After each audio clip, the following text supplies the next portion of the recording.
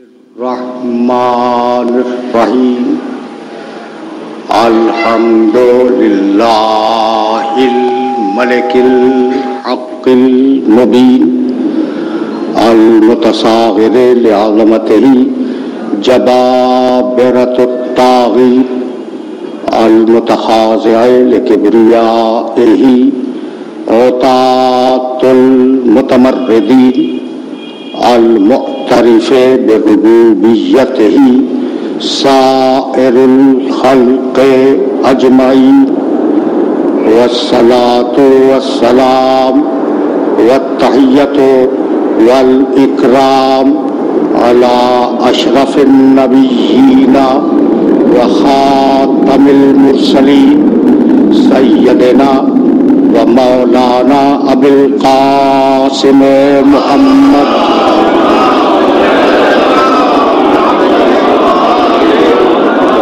وأهل بيته الطيبين الطاهرين أما بعد فقد قال الله سبحانه وتعالى في محكم كتابه المبين بسم الله الرحمن الرحيم يسبح لله ما في السماوات وما في الأرض الملك القدوس العزيز الحكيم هو الذي بعث في الأميين رسولا منهم يتلو عليهم آياته ويزكيهم ويعلمهم الكتاب والحكمة وإن كانوا من قبل لفي ضلال مبين وآخرين منهم لما يلحقوا بهم وهو العزيز الحكيم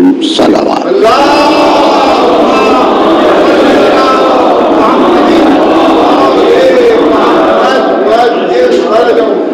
ایها المحترم، اس مبارک اور معزز اجتماع کے لیے میں نے سرنامہ کلام میں سورہ جمعہ کی ابتدائی 3 آیتوں کی تلاوت کا شرف حاصل کیا۔ سورہ جمعہ قرآن مجید کا 62واں سورہ ہے اور اس کے آغاز کی یہ 3 ابتدائی آیات ہیں۔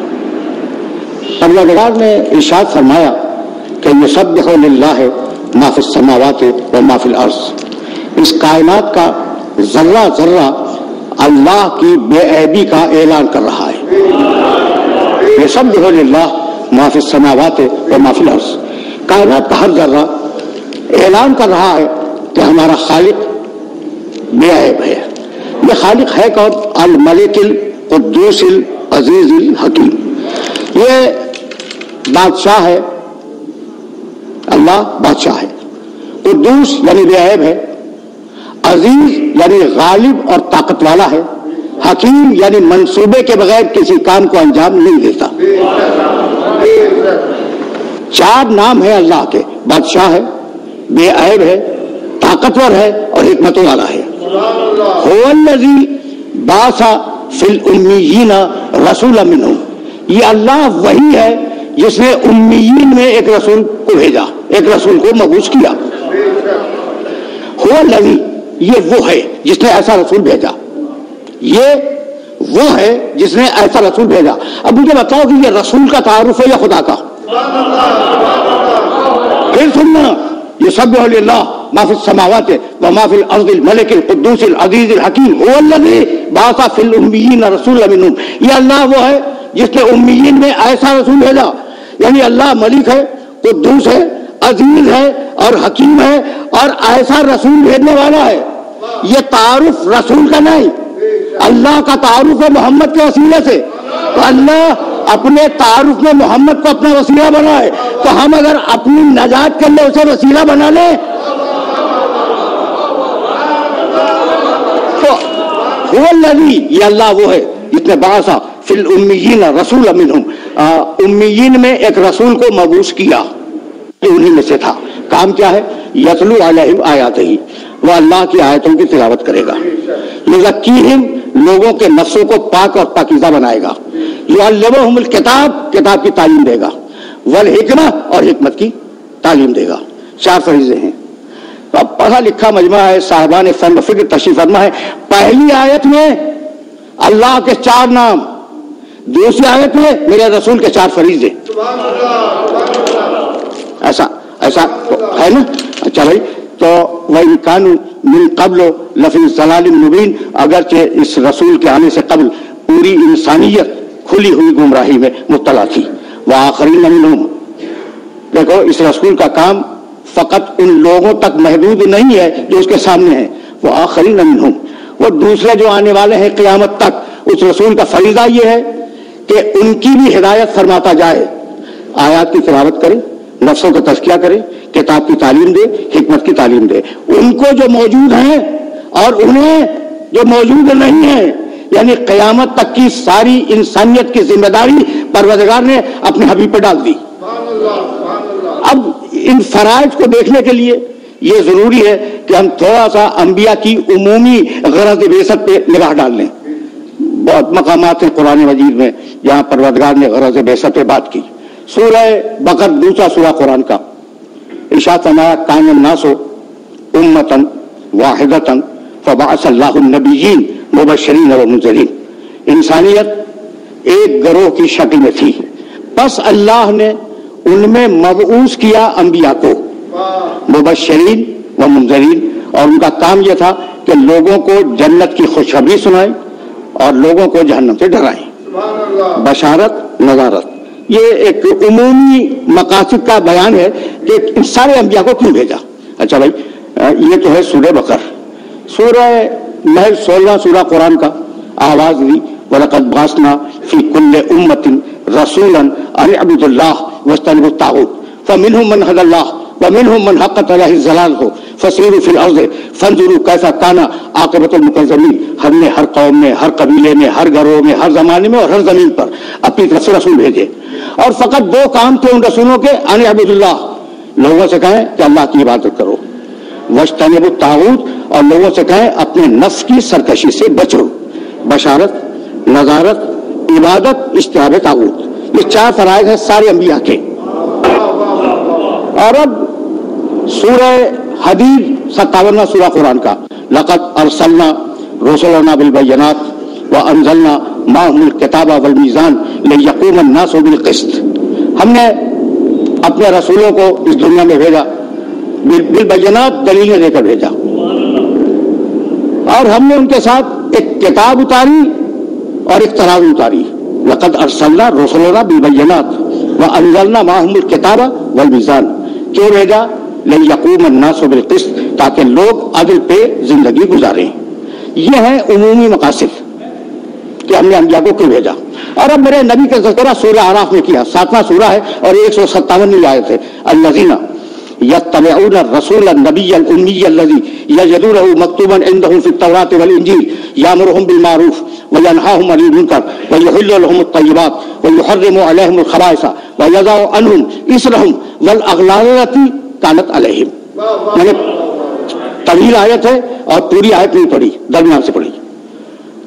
پیروی کرو الذین یتبعون الرسول النبی الامی، پیروی کرو، اور پیروی کرتے ہیں لوگ اس رسول کی، رسول جو پیغام لائے، اس نبی کی، نبی جو پیغام لے. ایک ہی شخص ہے، 2 آدمی نہیں ہے کہ الگ ہو رسول اور الگ ہو نبی. جب لے رہا ہے نبی ہے، جب دے رہا ہے رسول ہے. جہتیں بدلی ہوئی ہیں، شخصیت نہیں بدلتی. الذین یتبعون الرسول النبی الامی، امی کے لفظ کو روک رہا ہوں میں، بہت توجہ رکھنا. وہ لوگ جو پیروی کرتے ہیں اس رسول کی، اس نبی کی، اس امی کی. الذی یجدونہ مکتوبا عندہم فی التوراۃ والانجیل، اور یہ وہ نبی ہے کہ جس کا تذکرہ پانے والے قیامت تک توریت و انجیل میں پاتے رہیں گے. تعارف کرایا نبی کا، اور اب اس کے بعد آواز دی کہ ہم نے اس نبی کو کیوں بھیجا. غرض بعثت یامرہم بالمعروف. اچھا دیکھو لفظ امی کو ذہن میں رکھنا. اب میں جو بھی ترجمہ کروں، عموماً ترجمہ کرنے والے یہ ترجمہ کرتے ہیں کہ جسے لکھنا نہ آئے، پڑھنا نہ آئے. امی جسے نہ لکھنا آئے نہ پڑھنا ہے. یہ ترجمہ عموماً کیا جاتا ہے. اگر مجھے تو نہیں معلوم کہ یہ ترجمہ کیسا ہے اور اس پر کوئی کمنٹ نہیں کرنا چاہتا, لیکن ایک بات میں کہنا چاہتا ہوں کہ پہلی وحی جب آئی ہے بسم اللہ الرحمن الرحیم, اقرأ بسم ربک الذی خلق, اقرأ بسم ربک الذی خلق, خلق الانسان من علق, اقرأ وربک الاکرم الذی علم بالقلم علم الانسان ما لم یعلم. سرسری بولوں گا حبیب پڑھو 2 مرتبہ, اور ہم نے انسان کو قلم پہ لکھنا سکھایا, یعنی لکھنے کا بھی تذکرہ ہے, پڑھنے کا بھی تذکرہ ہے. یہ مرحلہ فکر ہے. تو اب امی پہ بات نہیں کروں گا, یہ رسول ہے, یہ نبی ہے, یہ امی ہے. رسول ہے, نبی ہے, امی ہے. اب دیکھنا کہ اس نبی کو ہم نے کیوں مبعوث کیا. یامرہم بالمعروف, ہم نے اسے اس لیے مبعوث کیا کہ وہ لوگوں کو اچھائیوں کا حکم دے, وینہاہم عن المنکر, اور لوگوں کو برائیوں سے روکے. توجہ رکھنا, یامرہم بالمعروف وینہاہم عن المنکر ویحل لہم الطیبات, پاکیزہ چیزوں کو انسانیت کے لیے حلال قرار دے. ویحرم علیہم الخبائث, اور خبیث چیزوں کو انسانیت پر حرام کر دے. ویضع عنہم اسرہم والاغلال التی کانت علیہم, اور ہم نے اس نبی کو اس لیے بھیجا کہ تم نے جو اپنی بنیادیں بنائی ہوئی ہیں رسم و رواج کی, اور تمہارے جو رسم و رواج ہیں انہیں توڑ دے اور اللہ کے قانون کو نافذ کرے. میرا یہ محترم مجمع اس بات کو بخوبی جانتا ہے کہ حکم دیا اس آئے مبارکہ میں ہر اچھائی کا حکم دے, ہر برائی سے روکے, ہر خبیث کو حلال کرے, حرام کرے, ہر طیب کو حلال کرے, تمہارے انسانی قوانین کو توڑے, اللہ کے قانون کو رائج کرے. ہر اچھائی کو جانتا ہے جب تو حلال کرے گا, توجہ رکھنا, ہر برائی کو جانتا ہے جب تو حرام کرے گا, ہر خبیث کو جانتا ہے, ہر طیب کو جانتا ہے, ہر چیز جانتا ہے, پھر علم ہے. یہ ایک مرحلہ فکر ہے جس مرحلہ فکر پر میں نے روکا اپنے سننے والوں کو کہ وہ عمومی مقاصد تھے بعثت کے, اور اب یہ خصوصی مقصد میرے نبی کے لیے, آخری پیغام, آخری نبی, آخری کتاب. صحیح ہے نا؟ اچھا بھائی, تو یہ مقصد اگر ذہن میں محفوظ ہو گیا, میرا جی چاہتا ہے کہ پیغمبر کے چاہنے والوں کی خدمت میں آف دا ریکارڈ ایک جملہ کہتا ہوا نکل جاؤں, اور یہ آف دا ریکارڈ جملہ تم سے بہتر کون سمجھے گا. پھر سنو آئے مبارکہ کو درمیان سے, یامرہم بالمعروف وینہاہم عن المنکر.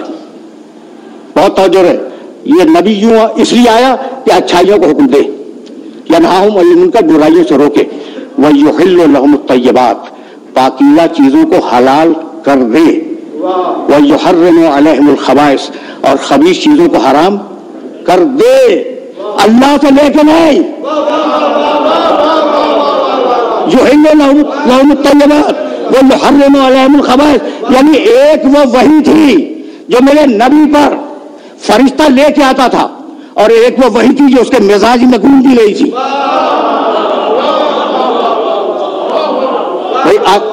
آیت کا مزاج تو یہی ہے, یحل لہم الطیبات ویحرم علیہم الخبائث, اور خبیث چیزوں کو حرام کرے خود, طیب چیزوں کو حلال کرے وہ خود.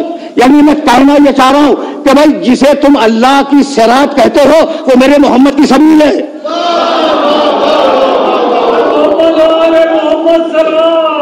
جسے تم صراط مستقیم کہتے ہو اور جسے سبیل الہی کہتے ہو وہ واقعاً بنا ہوا کوئی راستہ نہیں ہے. میرا محمد قدم رکھتا جائے, راستہ بنتا جائے. یہ وہ باریک مرحلہ فکر تھا جہاں میں اپنے سننے والوں کو روکنا چاہ رہا تھا. اب واپس چلو اس آئے مبارکہ کی طرف جس میں غرض بعثت کو پھر بیان کیا گیا. هو الذی بعث فی الامیین رسولا منہم, ہم نے اس نبی کو امیین میں مبعوث کیا. جعلہ کے معنی ہے بنانا, انی جاعل فی الارض خلیفہ, میں زمین پر خلیفہ بنانے والا ہوں. جاعل, جال کے معنی بنانا. بہت توجہ ہے. یا داؤد انا جعلناک خلیفۃ فی الارض, داؤد ہم نے تجھے اس زمین پر خلیفہ بنا دیا. تو جال کے معنی بنانا, باز کے معنی اٹھانا, یعنی نبی اس دنیا میں بنایا نہیں جاتا، نبی پہلے سے نبی ہوتا ہے، اسے بھیجا جاتا ہے۔ یہ جو 62واں سورہ ہے نا، سورہ جمعہ، اس سے پہلے سورہ 61 سورہ صف، اس میں بھی پروردگار عالم نے ارشاد کیا، هو الذی ارسل رسولہ بالہدی ودین الحق، ہم نے بھیجا اس رسول کو، بھیجا اس رسول کو، پہلے سے تھا رسول، اسے ہم نے دنیا میں بھیج دیا۔ اچھا تو اب رسول آیا، رسول کے معنی پیغام لانے والا، سب کو معلوم ہے، اور اس کا ترجمہ اگر اردو میں ڈھونڈا جائے تو قاصد، اگرچہ قاصد بھی عربی لفظ ہے لیکن اردو میں جس معنی میں استعمال ہوتا ہے اسی معنی میں عربی میں لفظ رسول استعمال ہوتا ہے۔ اچھا بھائی اور آسان کر لو، ایلچی، تو اب یہ کون ہے؟ اللہ کا ایلچی ہے، اور یہ پیغام لانے والا لکھا ہوا سربمہر لفافہ لے کے نہیں آیا، یہ پیغام لایا ہے زبانی، ایسا ہے یا نہیں؟ اگر یہ سمجھ لو تو پھر میں آگے چلا جاؤں، اور یہ وہ مرحلہ فکر ہے جس مرحلہ فکر پر ذرا سی رسالت کھلے گی۔ سربمہر لفافہ نہیں لایا کہ آپ اسے کھول کے پڑھ رہے ہیں، وہ زبانی پیغام لایا ہے، اس نے زبانی میسج لیا، اپنے ذہن میں رکھا، زبانی آپ تک پہنچایا۔ تو ایلچی کے لیے پہلی بات یہ ضروری ہے کہ اس میں پیغام کو ریسیو کرنے کی اہلیت ہو۔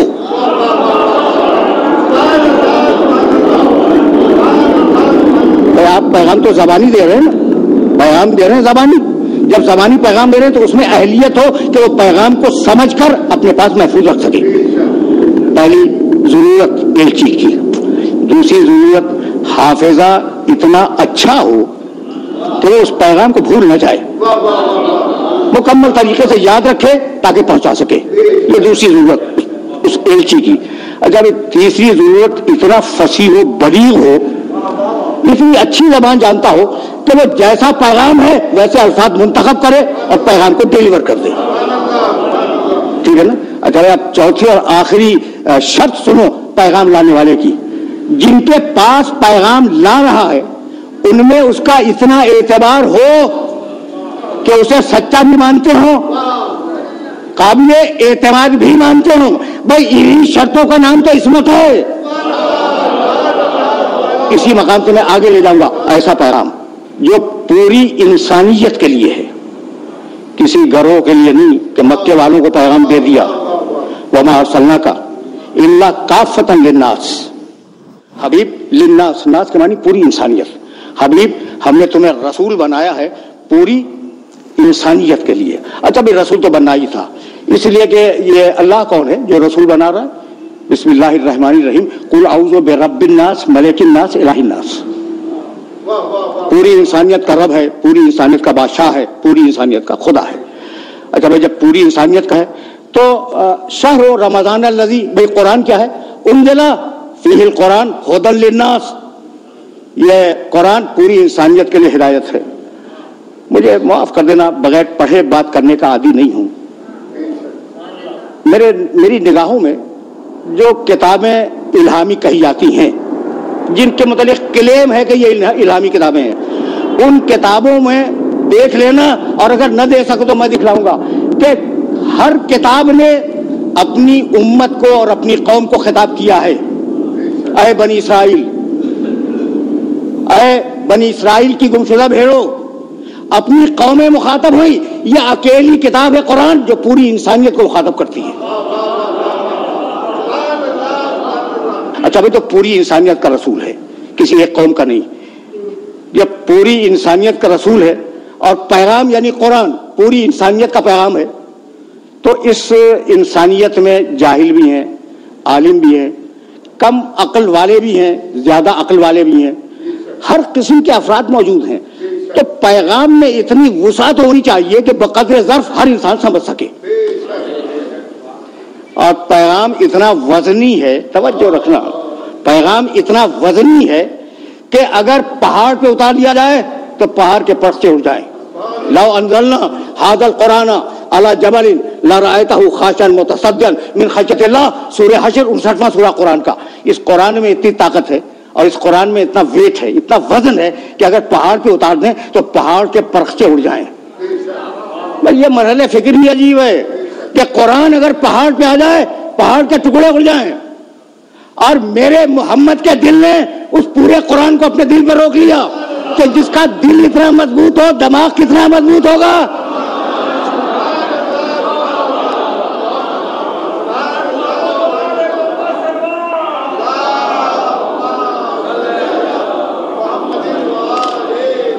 اب میں ایک جملہ کہنا چاہ رہا ہوں اور پڑھ کے بولتا ہوں۔ دیکھو بھائی، ہمارے سامنے کچھ کتابیں وہ ہیں جن کے متعلق قرآن نے تصدیق کی کہ وہ الہامی ہیں، توریت، انجیل، زبور، اور کچھ وہ ہیں جن کتابوں کو ان کے ماننے والے الہامی سمجھتے ہیں، مثلا اوستا زرتشتیوں کی، ینت پاجنت، مثلا گیتا، مثلا وید، مثلا قرآن، 18 قرآن ان کی مقدس کتابیں ہیں۔ ان کتابوں کو پڑھ ڈالو اور پھر قرآن کو پڑھو، تو دنیا وہ مذہبی ہو یا غیر مذہبی دنیا ہو پکار رہی ہے کہ بھائی جیسا قرآن ہے یہ کتابیں ویسی نہیں ہیں۔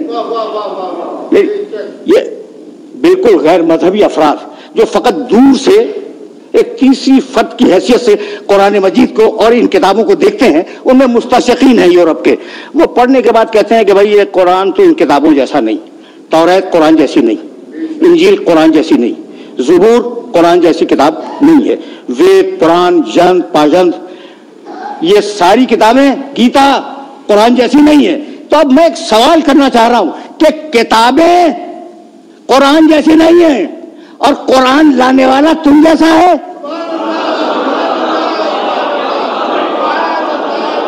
یہ فکر عمومی کا ایک سوال ہے۔ تو بھائی اب اس کے کردار کو پروردگار عالم نے دلیل بنا کر پیش کیا۔